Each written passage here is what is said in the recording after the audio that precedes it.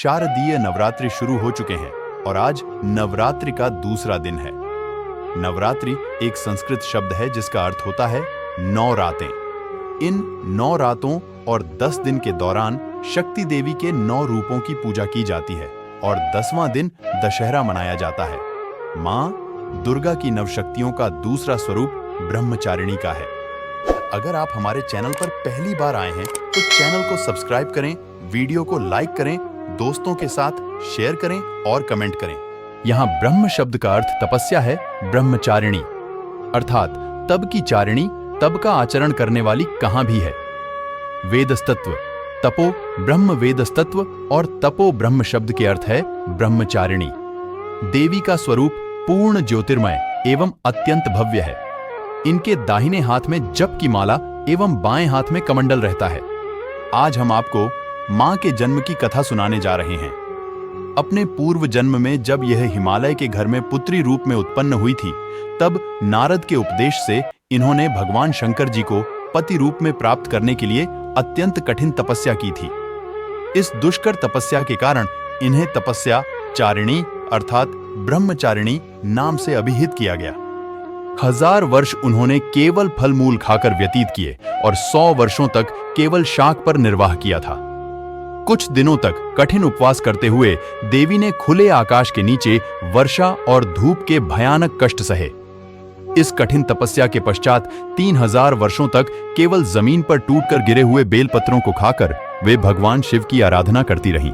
इसके बाद उन्होंने सूखे बेलपत्र को भी खाना छोड़ दिया और कई हजार वर्षों तक वह निर्जल और निराहार तपस्या करती रही। पत्तों को भी खाना छोड़ देने के कारण उनका एक नाम अर्पण भी पड़ गया। कई हजार वर्षों की इस कठिन तपस्या के कारण ब्रह्मचारिणी देवी का शरीर एकदम क्षीण हो उठा।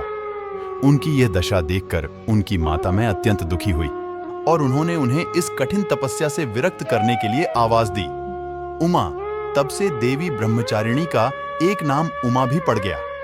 उनकी इस तपस्या से तीनों लोकों में हाहाकार मच गया। देवता, आर्षि, सिद्ध, गण, मुनि सभी देवी ब्रह्मचारिणी की इस तपस्या को अभूतपूर्व पुण्य कृत्य बताते हुए उनकी सराहना करने लगे। अंत में पितामह ब्रह्मा जी ने आकाशवाणी के द्वारा उन्हें संबोधित करते हुए प्रसन्न स्वर में कहा है, देवी, आज तक किसी ने ऐसी कठोर तपस्या नहीं की जैसी तुमने की है। तुम्हारे इस अलौकिक कृत्य की चारों ओर सराहना हो रही है। तुम्हारी मनोकामना सर्वतोभावें परिपूर्ण जी होगी।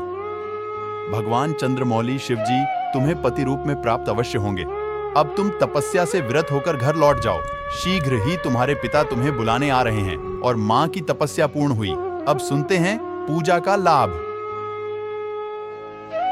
देवी ब्रह्मचारिणी की आराधना से अनंत फल की प्राप्ति एवं तप, त्याग, वैराग्य, सदाचारी, संयम जैसे गुणों की वृद्धि होती है। जीवन के कठिन संघर्षों में भी व्यक्ति अपने कर्तव्य से विचलित नहीं होता। मां ब्रह्मचारिणी देवी की कृपा से उसे सर्वत्र सिद्धि और विजय की प्राप्ति होती है। लालसाओं से मुक्ति के लिए मां ब्रह्मचारिणी का ध्यान लगाना अच्छा होता है। तो आज नवरात्रि का दूसरे दिन का सार यहीं समाप्त होता है।